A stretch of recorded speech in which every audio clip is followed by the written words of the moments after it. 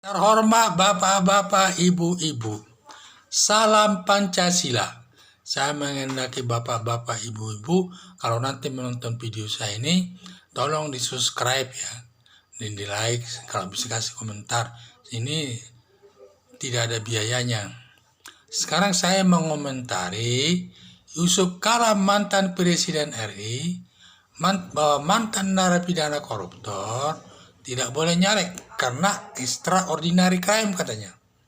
Jadi ini menyatakan waktu pilkada tahun 2018 di situ ada mantan narapidana koruptor mencalonkan, tetapi Arief Budiman selaku ketua KPU katanya tidak boleh karena dia sudah pernah korupsi, sudah mantan narapidana koruptor.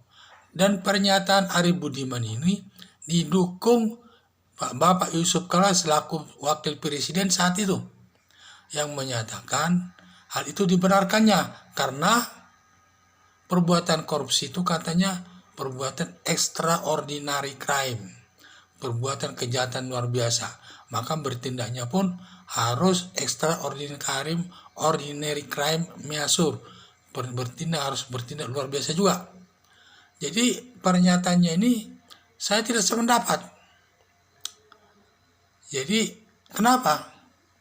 Karena makna extraordinary crime itu adalah, itu mengapa perkara korupsi itu disebut extraordinary crime? Karena itu maksudnya, tujuannya untuk mempermudah merampas uang negara yang dikorupsi dari koruptor. Untuk mempermudah. Jadi itu, supaya mudah kita. Bagaimana caranya mudah? Sampai aturan-aturan dalam hukum itu, sistem hukumnya pun dirubah-rubah. Contohnya, di dalam pasal 37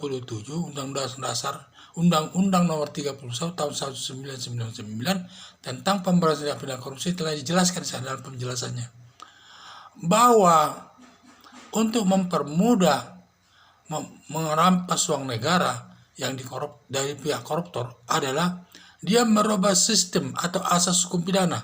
Tadinya kita menganut asas presumption of innocence atau praduga tidak bersalah, dirubah menjadi asas non self incrimination, yaitu asas menyalahkan diri sendiri.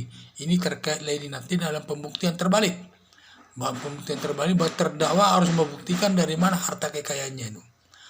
Kedua, dan juga di sini diatur juga pembuktian yang diatur dalam KUHP adalah delik negatif stelsel, minimal 2 alat bukti hakim yakin. Jadi kalau sudah ada minimal 2 alat buktinya baru bisa dihukum. Kalau tidak ada tidak boleh dihukum. Tetapi dirubahlah ini menjadi pre-stelsel. Pembuktian pre-stelsel ini yaitu hanya berdasarkan keyakinan hakim saja bisa menyalahkan seseorang walaupun tidak ada alat buktinya ini. Sekali lagi saya sampaikan, pre-stelsel adalah hanya berdasarkan keyakinan hakim saja bisa menghukum orang walaupun tidak ada alat buktinya. Jadi sangat berbeda. Jadi sangat mudah.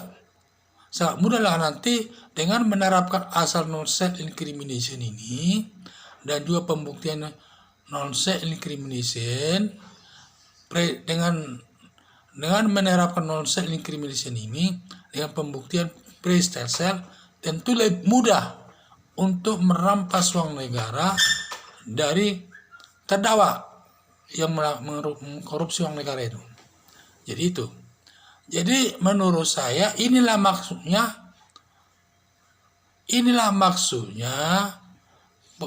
perbuatan korupsi adalah perbuatan extraordinary crime. Jadi kalau kita mengikuti pernyataan Yusuf Kala ini, katanya mantan narapidana koruptor ini tidak boleh nyalek. Jadi karena dia katanya masuk extraordinary crime atau perbuatan luar biasa. Hal ini bertentangan dengan hak asasi manusia. Samalah kita nanti, orang sudah diputus pengadilan sesuai keputusan hakim, ditambah-tambah lagi nanti masalahnya, sehingga tidak sama haknya dengan masyarakat yang lain. Karena dia mantan korupsi nanti nyalek nggak boleh dan lain sebagainya nggak boleh. itu bertentangan dengan asasi manusia. Jadi, walaupun demikian, kalau orang sudah diputus hakim sesuai putusan HAM dan sudah selesai menjalani hukumannya, berarti haknya sudah sama dengan orang umum. Tidak boleh lagi ditambah-tambah, tidak boleh nyalek, tidak boleh calon bupati, dan lain sebagainya. Apalagi ada lagi katanya, tidak boleh menduduki jabatan PSSI dan lain sebagainya. Hal ini sebenarnya tidak boleh, apalagi dibuat dalam bentuk tertulis. Karena negara kita negara hukum. Hukumlah yang berkuasa, lebih tertinggi. Kalau hukum sudah menyatakan demikian, ya kita tidak boleh berbuat apa-apa.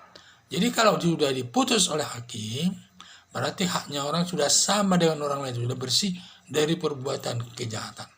Jadi makanya tidak boleh disebut mantan narapidana koruptor, tidak boleh nyali, itu menyalahi aturan. Dan juga bukan itu maksudnya korupsi itu digolongkan extraordinary crime. Maksudnya perkara korupsi extraordinary crime atau kejahatan luar biasa, maksudnya agar mempermudah menyita uang yang dikorupsi koruptor dari koruptor.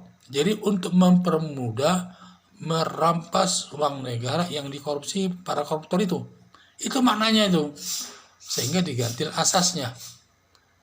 Jadi demikian yang saya jelaskan ini. Sekian dan terima kasih.